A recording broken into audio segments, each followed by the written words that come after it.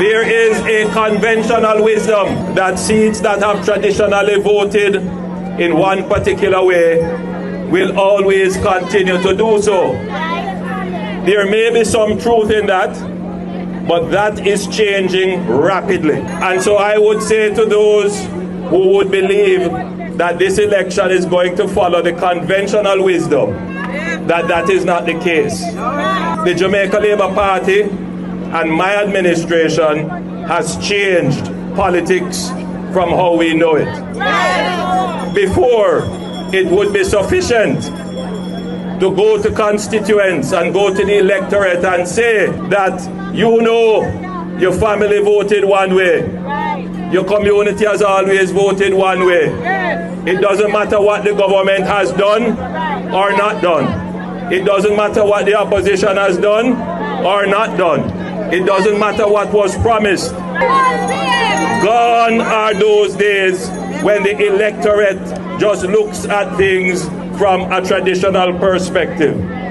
The young people today in particular, they are very smart, they are very informed, they are very exposed, and they see what is happening globally. And they can tell you that they are not going to vote only on tradition. They are going to vote for what they believe will make their lives better. But we know that young people also believe in a meritocracy, meaning that if you work and earn it, you should get it. And the Jamaica Labour Party has worked very hard.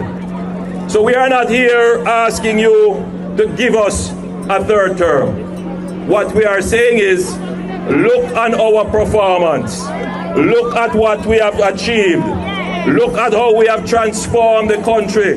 Look at the changes that we have made. And based upon that reason and rational approach, you will determine whether or not we have been good stewards and whether or not we deserve your vote. Which is why I stand here in the streets in the hot sun to face you, the supporters, and those who are looking on, who may not be supporters, but who are interested. I put my record in front of you. As my life is laid bare in front of you, you know more about me than about any politician in Jamaica. And I ask you to make your judgment about me.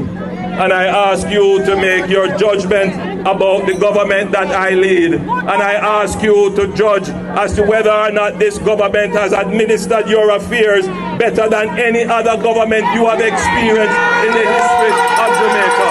I ask you to choose Jamaica. I ask you to choose Nathaniel Maragh. God bless you and thank you.